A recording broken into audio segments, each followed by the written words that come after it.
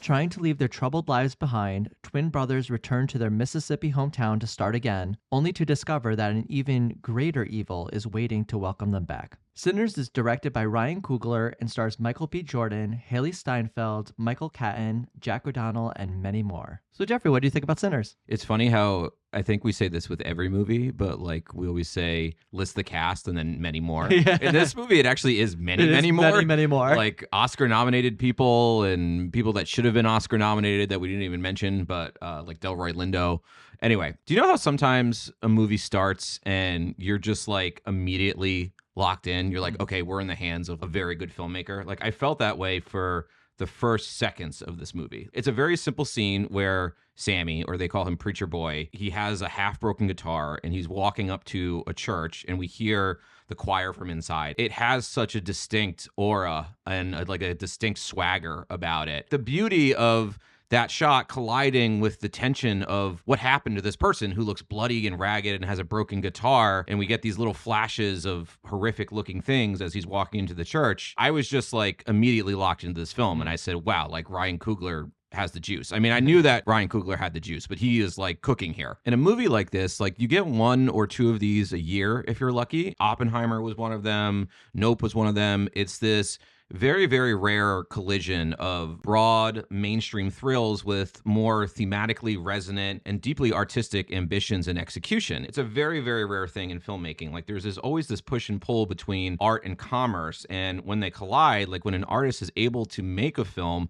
that has commercial viability, but also deep artistic merit, that is like extraordinary. It happens once or twice a year. This film, it's catnip for cinephiles. It's well-tuned, it's emotional, it's coolly thrilling. Like its characters are multidimensional. Like they're sympathetic, but they're notably flawed and complex. And it has an intelligent metaphor at the center that works the more you think about it, but at the same time, they don't go out of their way to bolden it or underline it or make it too obvious. It has this tremendous tension that's executed with so much technical skill. And it has, in its ending, some great catharsis of some really terrific action set pieces. All of that combined with the swagger of one of my favorite things, which is the Mississippi Delta Blues. So it's just like, what more could I want from this movie? Like, honestly, it's just, I'm like mostly in awe of it. Not only am I in awe of what it was able to achieve, but it was like a blast. Like I could go see this again in an hour. The way I know you really enjoyed this movie is your voice is heightened a bit. Oh, I'm like yelling? Yes. Yeah.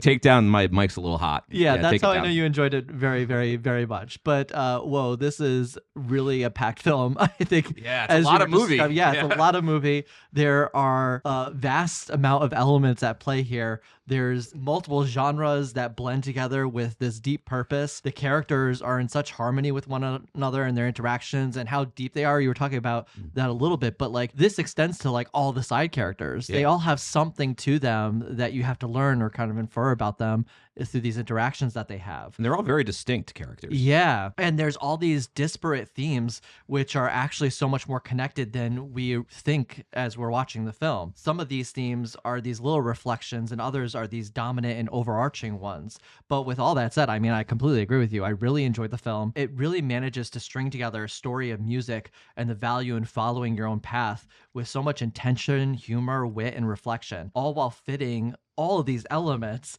that in any other film, I think would just completely crash under the weight of all of it. But here, it really propels it to these bold new heights, I think. Yeah, and this film has that extreme rarity that character and plot and theme and everything are all woven together that you don't even know where he started. Did he start with the idea? Did he start with the character? But all of it, specific scene. There's some like amazing sequences in here. The way the film is set up is very, very skillful because there's a lot of exposition. Like you can almost say that it's a bit of a slow burn in the beginning. I think I said to you when we walked out of the theater that I was becoming really engaged in like what was effectively like a small town Southern melodrama for the first hour of this movie. There's a lot of characters. Smoke and Stack have been away for a long time, so we have to catch up with their history. But in addition, we have to parse through what their relationships to all of these people that they're meeting and these character dynamics. All of those characters that we meet are so finely drawn and so complex, and the dialogue between them just like crackles and snaps. Like it almost has this musicality to it, similar to the rest of the film, that I just didn't mind watching it at all. Like it's among the more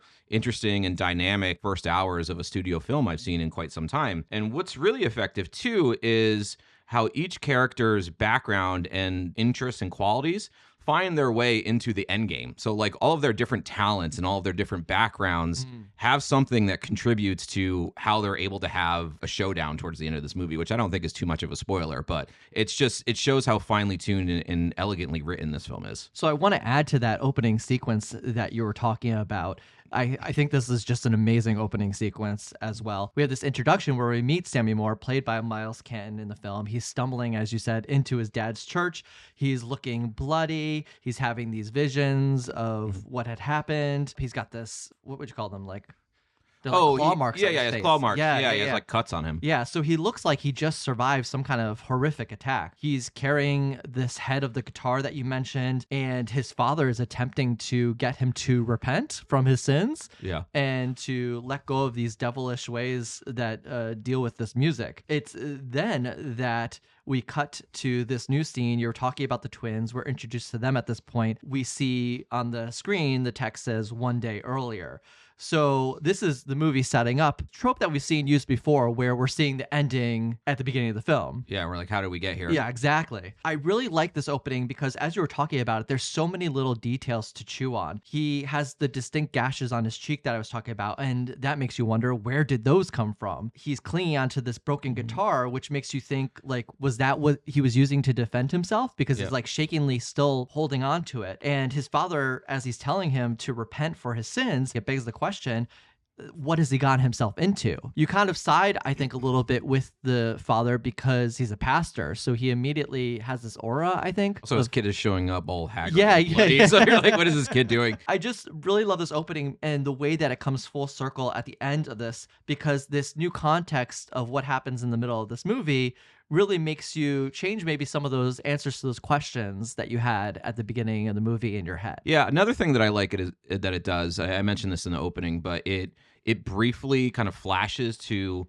monsters. I knew the movie was about vampires, so I knew that they were vampires, but it flashes to something supernatural and bad and scary happening, which I think cuts a lot of the tension of waiting. Because if they didn't acknowledge the vampires at all for the first hour, and we're watching like this melodrama effectively, I think that some viewers would kind of get impatient. But I think you almost get ahead of the criticism by showing the vampires so early. I actually think that's a really smart way to do it. So as you were saying, the following scenes deal with us meeting Smoke and Stack, who are both played by Michael B. Jordan. They're these twins who are purchasing a sawmill from this racist white guy. They enlist Sammy to help them turn this place into a juke joint for the local black community. So as you were mentioning, this is where we meet a plethora of new characters. What's so great about these scenes is not only do they act as these character introductions, but these building blocks to the story as well. The scene where the twins are buying the sawmill is really tense and revealing. It's tinged with this racism as the white guy calls both of the men boy. And it's the way the twins respond to that statement with determination and power. It kind of says like, damn, they've really been through things and they have no fear in addressing it, like straight up. One of my favorite scenes in the film going from there is our introduction to the Delta Chinese shopkeepers, Grace and Bo Chow, who the twins are enlisting to cater the event.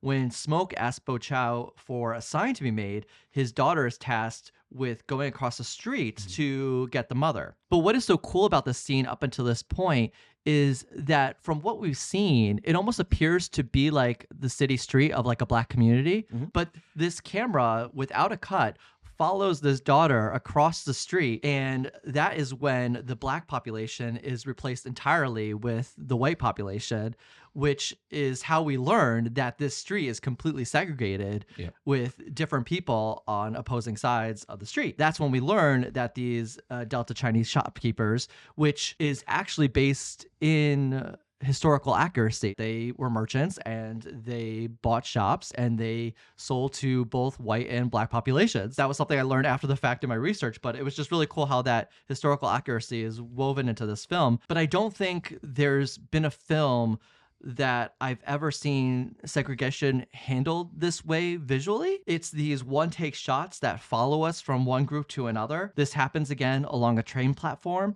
where we're following Stack and Sammy through a crowd of white people as they pass. In the background, you see a whites-only bathroom. Yep. And then they transition to the black-only side of this platform. These transitions are both smooth and stark at the same time, and they communicate so much. We're getting a sense of time and place, a visual description of segregation and life in the Jim Crow South. We're getting character development, such as the way Grace haggles with Smoke on price for the sign, or how Stack has to convince the harmonica player, Delta Slim, to play at the juke joint using a bottle of beer, which we saw him earlier on in an earlier scene purposely pull out of the case of beers. I was just thinking he was just taking it for himself, but he really had a purpose for this. Yeah, sorry, I'm ranting. No, it's okay. Lastly, I'll mention that in short, during this time of recruitment, we also meet the twins' love interests. We have Stack's ex-girlfriend, Mary, who passes as white, but she's actually part black. And we have Smoke's partner, Annie, who we learn they both share a deceased child together with. Sorry, that was quite long. But as you were saying, there's a plethora of characters, and I wanted to get to the major players in the film. So that's the major players in the film. Yeah, and since you were touching on it, I think I want to talk about the look of the film a little bit, because with that following shot through the town, we really get the breadth of this town, this like gigantic, beautiful set that they built. It was amazing to actually be able to see all of it in, you know, its full splendor. But I keep thinking about the like colliding visual styles of the film. Dusty plantation themed images in the early stretch, along with the looks of that gigantic set that we were just talking about in the southern town. And the film takes place over the course of one day, and obviously with vampires being part of the story, there's a lot of concentration on the sun. So with these big open fields in Mississippi, Coogler is always paying attention to where the sun is. So you have these sun-drenched fields, like the cotton fields that they're picking in. And later in the film, when there's a scene between Smoke and Annie, the sun is coming through the trees in this really beautiful way, and we could tell that the sun is going down. So this being a film that takes place over the course of one day, you got to pay a lot of attention to where the sun is. But in addition to that, it gives us a variety of visual styles. And then as we get into the second half of the film, you have this dimly lit juke joint, right, that has a very particular lighting style and a particular visual style that would be a film of its own. And then we have these nighttime scenes where these horrific things are happening outside, crazy vampire related things. So I was just so surprised and impressed by the variety of tones and color palettes and visual styles here. It showed a mastery of like 4 or 5 different types of film all colliding with one another. It was really, really impressive. I completely agree. And on that note, I'll give a quick shout out to Autumn Durold Arkapaw. I apologize if I'm pronouncing her name incorrectly, but she was the cinematographer on the film. She also worked with Coogler on Wakanda Forever, I believe. But I believe she's also the first woman to ever work with the large format IMAX camera. Oh, cool. And if you've ever seen these cameras, they are very bulky. Yeah, they're massive. Yes. And as we heard in an interview with Coogler himself, they're very loud. Yeah. So there's implications to that in terms of getting sound and having to, I imagine, dub everything over after the fact because of the sheer sound of the camera. With this said, this film just looks absolutely gorgeous. And she did an absolutely amazing job with everything that we've been describing so far in terms of the look of this film. But if you think about this gigantic, bulky camera, it is an absolute work of art to achieve a film that looks so personal considering its grand nature. Yeah. Not to mention the way that this camera must have been rigged to achieve some of these absolutely crazy Steadicam sequences. We'll talk a little bit more about this absolute amazing sequence during the juke joint where Sammy is singing and the camera is weaving through this crowd in this tight, seemingly tight space. So on that note, I would like to get more deeply into that sequence as well as the rest of the film, its themes, et cetera, et cetera. So I would say if you have not seen the film, now would be a good time to check out and then come back when you've seen it. Yeah. How much is it? Like an hour in after we established all this that we get this genre bending twist? It's inserted into the opening of the film. So you know it's coming, but I think like maybe 40 to 45 minutes in is when the vampire first shows up at their doorstep, that couple's doorstep. Yeah. And then probably about an hour in is when like the slowly escalating standoff starts. That's my guess. This is another thing about this movie that it's so exciting that you're not looking at your watch. So I'm just guessing, you know? Yeah. That's completely true. So we have Remick, who's played by Jack O'Connell in the film, And he shows up roughly 45 minutes, an hour in to this house of these two KKK members, because we see the Klan outfit in the background of one of the shots. His skin is like burning, and you're like, what is going on with him? And you don't even know why. He's asking for help from this couple, and they let him into the home. And then these Native Americans show up and they're chasing him. They're looking for him. They say it's like extremely important. When the wife goes back into the house after she pretends like, oh, I don't know him, he's not here, and she finds her husband dead on the floor, and Remick has just like blood streaming from his mouth. Your body language during the scene, oh my A plus. You're not a horror movie person. No. You looked very distressed. It was very distressed because it's very dark. It's not really revealing what's going on. She's walking through this long hallway, and you know something's coming. Yeah. Something's happening behind this door. What's interesting about the film is there's not really any jump scares. It makes you feel like a jump scare is going to happen, but then it kind of dismisses it. Yeah, it's like horror inflected, but it's not. I wouldn't call it a horror movie. Yeah. This is when the husband like comes back to life, and we find out he's a vampire, and then she's bitten and she's a vampire too. So I think this is where we're introduced to this change in genre. I think the beginning, it plays as this period piece. It's a little bit, it's like Western tinged. And now we have this vampire piece, and the film opens up with this musical piece that is sprinkled out throughout. So many genre bending elements in this film that Emilia Perez could only wish to achieve if it had been a better film.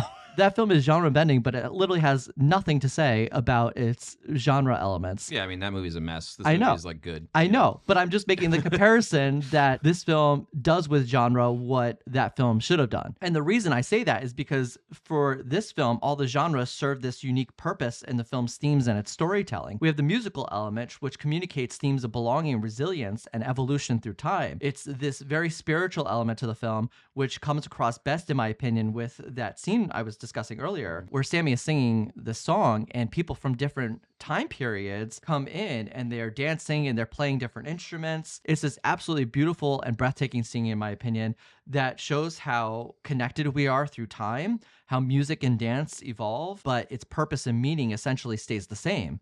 And I just love the scene so much. This film is like definitely a movie about the blues and about the history of the blues. Like it's very intertwined with that and the legend in particular of Robert Johnson. So Robert Johnson is this blues musician. He has a very mysterious background. Not a lot is known about him. He only recorded 29 songs, and it's like roughly over an hour of recording, but he like completely changed the trajectory of music, not only being such an influential and proficient guitar player for the blues, but really like encapsulating the Delta blues and giving that to a new generation. So he became like more popular in the 60s, I want to say, and that was 30 years after his death. But anyway, he played with Son House and a lot of other great jazz musicians from the Mississippi Delta. Because he got so good at the guitar so quickly, there's this legend that he went to the crossroads, he played his guitar, and that conjured up the devil. And the devil was conjured by his music and offered to make him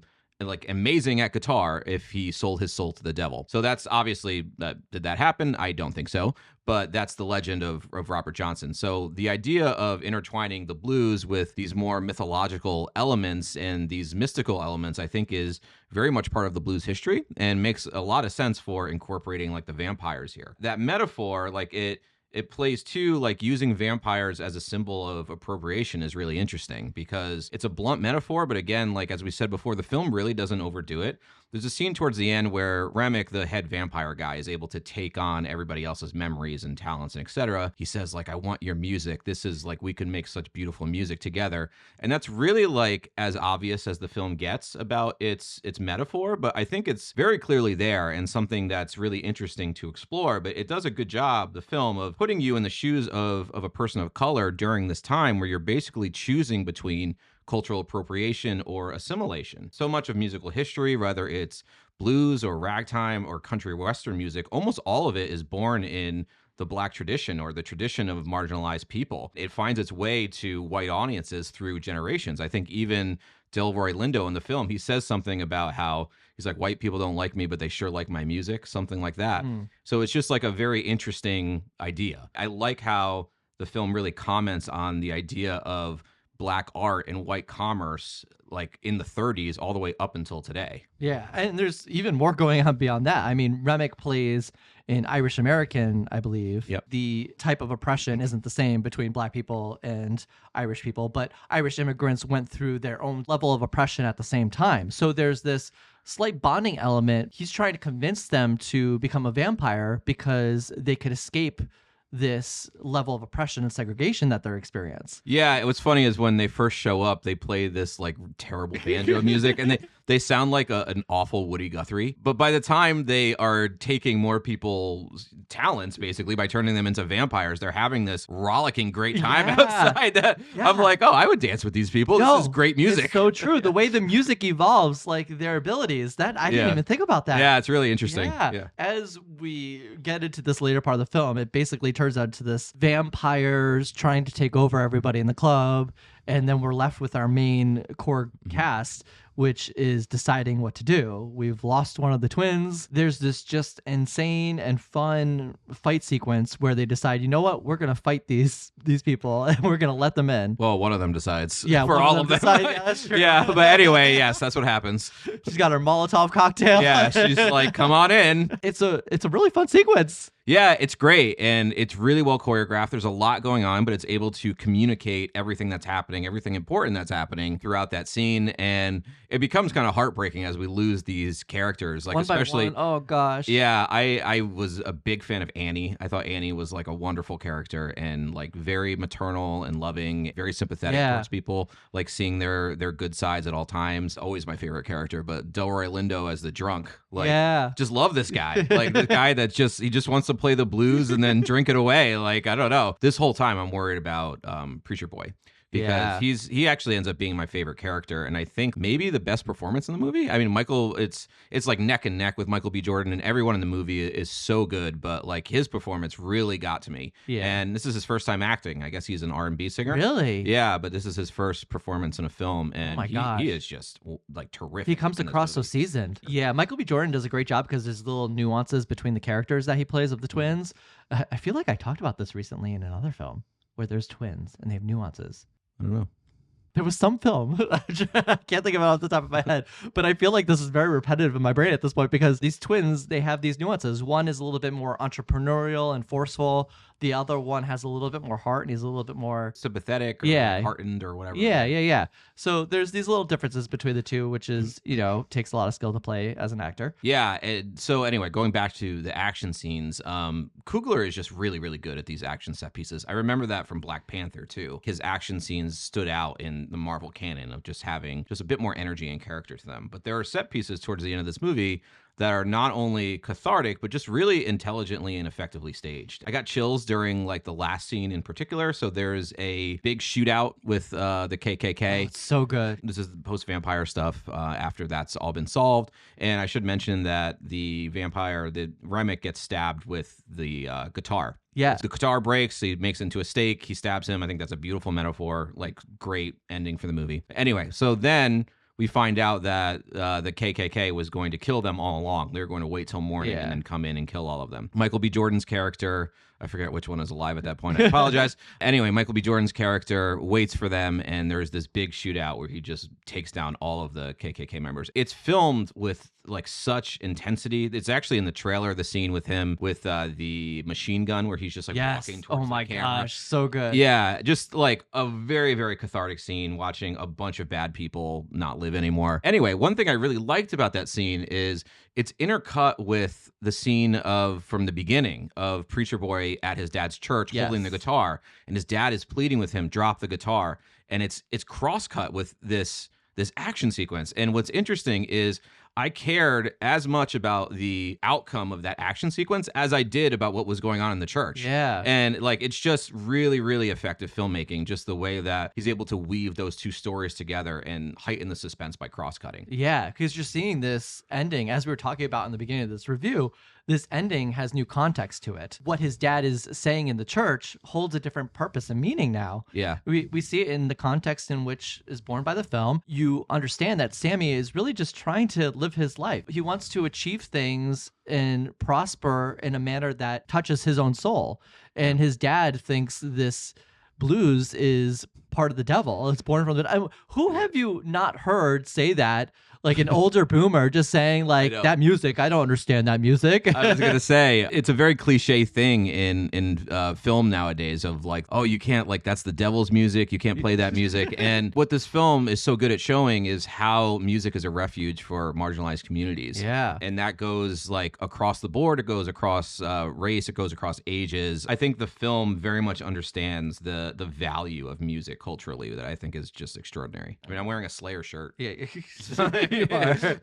Talk about devil's music. Speaking of that, is I believe Smoku is at the end of the film because he goes through this whole process of killing everybody. He has been shot once in the gut, and that's when he sees Annie again, and he sees her nursing their child. Yeah. He takes the child and just holds it, and that's kind of the end of that sequence. But it's just so beautiful and emotional. Oh my gosh. Yeah. Both of these sequences, they change in their vibe. They go from this like exciting, intense situation with the shootout and seeing his dad back at the church to this very emotional catharsis. We have Smoke, who has accepted his fate of death and is seeing Annie again and his child, and they're all reconnected. And then we have Sammy, who's being able to move on. We don't see him actually finish things with his father. We just see the next scene with him driving away with the guitar thing.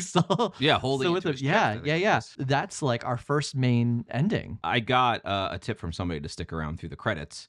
And we get this really interesting post-credit scene where effectively Preacher Boy has become an electric blues musician, and he's playing in Chicago. It's really interesting, too, because you think back to A Complete Unknown, there's kind of this rivalry between like the Delta blues, meaning like acoustic blues music, and electric Chicago blues. So you think that push and pull. So anyway, so he goes and he starts playing electric and he becomes a very renowned blues musician. I would have not noticed that nuance because I am not as aware of this music like you are. But yeah, it's really really interesting. He's played by Buddy Guy, literally one of the best blues musicians to ever live. He gets a visit from, which one is it at this point? Stack and Mary. Yeah, Stack and Mary. And we find out that Stack actually did not die, and his brother made him promise to never go near Preacher Boy. So he sees Preacher Boy towards the end of his life. He's probably in his like mid 80s. They reminisce a little bit. He offers him an out, which is basically to become a vampire and live forever. And he says, you know what? I'm good. I've seen enough. Yeah. And I thought that was a beautiful ending. And the thing is I'm very happy that the movie ended where it did, because I thought that was perfect. And using this scene as a post-credit scene, I really like as well, because it's not the technical ending of the movie, in my opinion. It's just an interesting little epilogue. For so long, post-credits have been coded for like a little teaser for the next movie, you know, what random cameo is going to show up in like the Avengers movie or whatever. I really like how it had been reframed and reutilized here. Yeah, because it has purpose. Yeah. It's about resilience. It's about the staying power of music and how it could last through generations. It was really poignant. It added something to the film rather than just being purposeless. So you ready to go to grades? I am ready to go to grades. I give the film an A-. I thought it was absolutely original, thought-provoking, effective. I wouldn't say it's perfect by any means. I think the vampire element, I know you had mentioned seeing it in the first sequences, but that seems so out of place for me that I wish there was a little bit more of those elements dispersed to the earlier part of the film. The way Remick comes in was a little harsh for me, and so I would have preferred some elements that blended that in a little bit more seamlessly. That being said, the way that this film uses genre, not just for entertainment, but for this deeper purpose that serves its themes and story, I think is just an absolute highlight of the film. On top of that, I just thought this film had so many standout sequences and scenes that are just burned into my memory. I absolutely can't wait to see this again. Yeah, I'm going to give it an A- as well. I thought it was great. I think it's maybe like a touch imperfect, but like oddly, its imperfections are part of its charm too somehow. It's a lot of movie and it makes a gigantic swing, and I'm shocked at the amount that it's able to pull off in. I mean, it has a fairly long runtime, but it weaves together a lot of different things that shouldn't work together. Not that Ryan Coogler wasn't putting his own, handprint on the franchises that he works in within Black Panther and Creed with Rocky, but he certainly, like, you can tell that he's had some original ideas cooking in his mind for a long time. And just seeing him be able to, with a fairly high budget, just swing for the fences here, I think was amazing. So great movie. Go see it. All right, and that's it for our review of Sinners. Sinners is now in theaters, so if you haven't seen it, definitely go check it out. Let us know in the comments, what did you think about this film? As always, thank you guys for watching, and we'll see you next time.